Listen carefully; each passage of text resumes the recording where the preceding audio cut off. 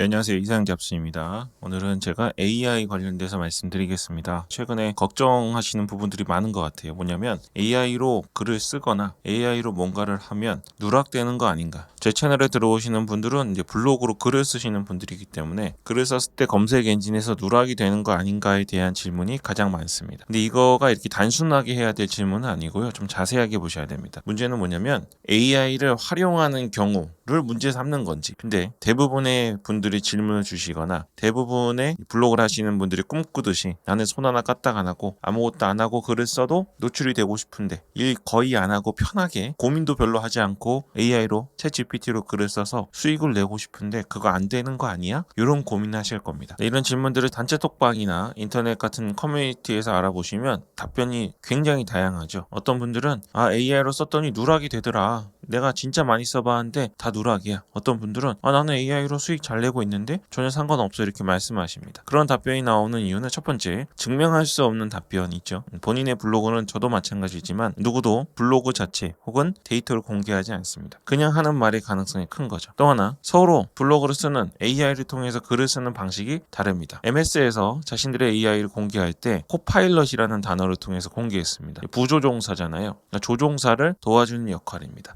사실 이런 방식으로 글을 계속 쓰시면 문제가 없습니다. 코파일럿 방식으로 쓰는 거는 더 이상 누구도 거부할 수 없는 방식이죠. 근데 코파일럿이 아니라 조종사가요, 비행기 타가지고요, 자기는 술 엄청 먹고 오고 술도 안 깬 상태에서 친구들이랑 전화하고 게임하고 이러면서 부조종사한테 알아서 조종하라고 하는 현상이 되겠습니까? 안 되죠. 근데 대부분 AI를 지금 처음 접하면서 블로그를 쓰시는 분들은 이런 형태를 취하려고 하시는 거예요. 부조종사의 도움을 받아서 조종사가 조종을 잘해야 되는 겁니다. 그러니까 챗GPT의 도움을 받거나 멤버십 회원님들에게 먼저 공개해드린 영상, 요 영상이죠. 요거 엄청 도움 많이 받고 계실 텐데요. 댓글들도 보시면 아실 겁니다. 이런 형태를 통해서 도움을 받아서 글을 쓰신다면 사실 문제가 크게 되지는 않습니다. 실수가 아닌 이상에는 누락되거나 이런 일이 발생하지 않아요. 그러니까 여러분들 AI를 대하실 때 반드시 부조종사의 역할로 그들을 대해야 됩니다. 내 보조 정도로 대하셔야 돼요. 그러니까 최종 결과물이나 글을 검수하는 일은 어떻게 사용할지는 여러분이 마지막에 아웃풋을 해야 되는 거죠. 그러면 구글이나 검색 엔진들, 유튜브도 구글 거잖아요. 이런 곳들에서는 AI 자체를 문제 삼지는 않는가?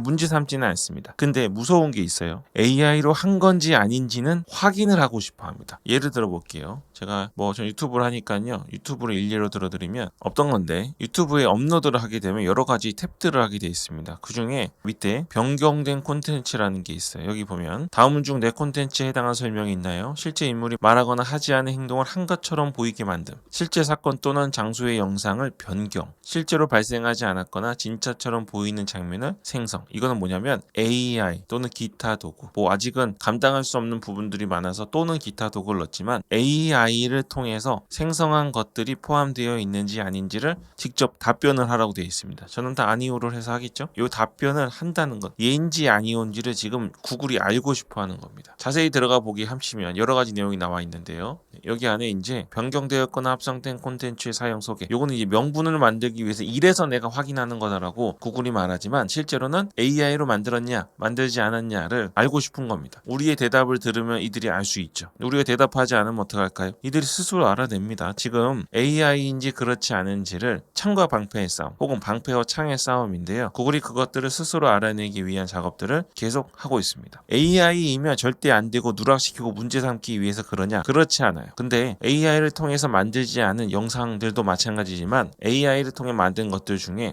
혼란을 주거나 딥페이크 같은 것들이죠. 혹은 도덕적으로 불법에 해당하는 것들이거나 그런 것들을 생성할 수 있기 때문에 특히 AI인 경우에는 제재를 가하기 위함입니다. 또 요즘에는 AI 영상이나 글들이 너무 완벽해서 일반인들은 구분하기 어렵습니다. 목소리도 마찬가지죠. 최근에 제가 AI 음성으로 계속 들려드렸잖아요. 그렇게 구분이 안 되고 활용을 할 수 있을 정도로 성능이 좋아진 상태에서는 혼란을 줄 수 있다고 판단을 한 겁니다. 그래서 유튜브에서는 예라고 표시를 하면 이게 그런 것들이라고 따로 표시를 하고요. 예라고 하지 않았을 때에도 찾아냈으면 그것들을 표시하고 제재를 가하겠다. 이런 것들이죠. 그러니까 이게 AI는 무조건 제재를 가하겠다는 게 아니라 자신들이 알고 싶다 이겁니다. 우리가 AI인지를 판단할 수 있지만 자신이 없는 겁니다. 요즘에요. 사진도 그렇고요. 글도 그렇고요. 챗 GPT한테 요청을 어떻게 하냐면요. 내가 지금 이거 필요한데 만들어줘 하잖아요. 근데 거기다가 프롬프트를 어떻게 넣냐면 AI인지 들키지 않게 여기다가 요소를 넣어줘. 이런 식으로 하는 겁니다. 그럼 수행을 해요. 이게 참 어려운 문제입니다. 사실 막을 수 없는 문제이기 때문에 어느 정도 수용을 하고 검색 엔진이나 기업들에서도 이거를 받아들이면서 관리하는 차원으로 가야 됩니다. 이런 것들이 요즘에 점점 많이 생겨나기 시작했죠. 다른 예도 들어드릴까요?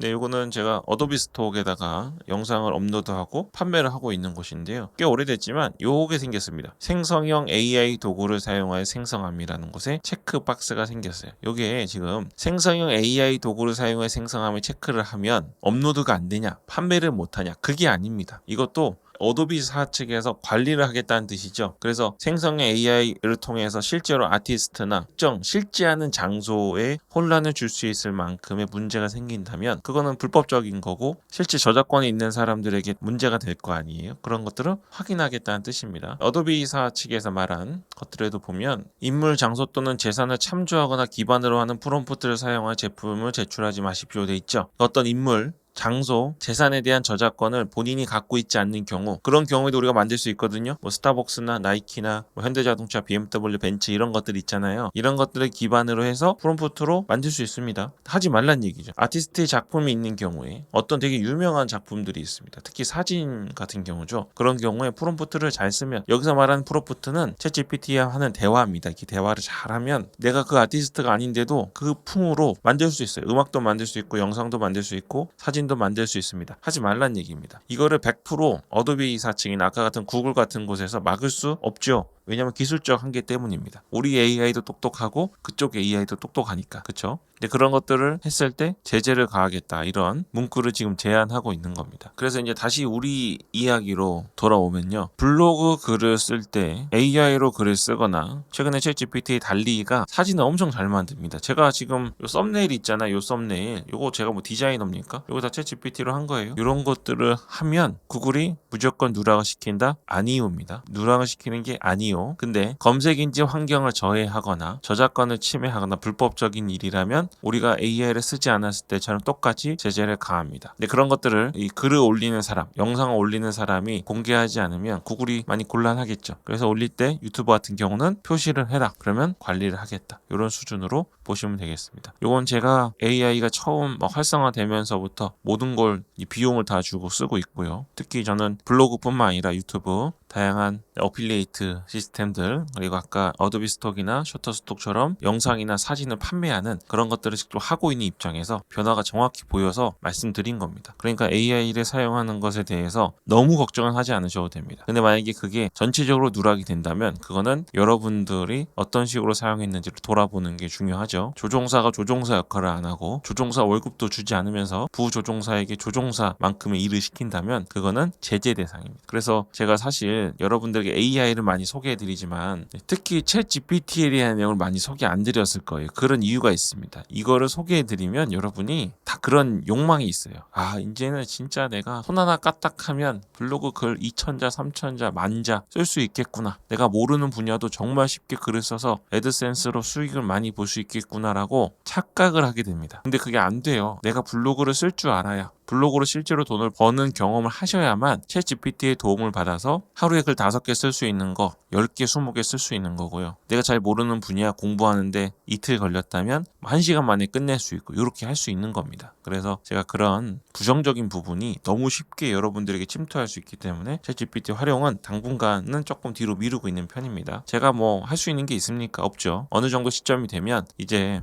기회는 조금 드렸으니까 챗 GPT를 어떻게 활용할지는 여러분들에게 맡기고 제가 세세하게 챗 GPT를 활용한 혹은 AI로 활용한 글 쓰는 방법도 공개할 시점이 올 겁니다. 그때까지 블로그를 여러분이 조종사로서 책임지고 글을 쓰는 훈련을 꼭 해놓으시길 바라겠습니다. AI에 대한 내용들을 너무 질문을 많이 해주셔서 제가 간단히 다뤘고요. 다른 또 영상으로 찾아뵙겠습니다. 네, 그럼 오늘 여기까지 하겠습니다. 이사영 잡스였습니다.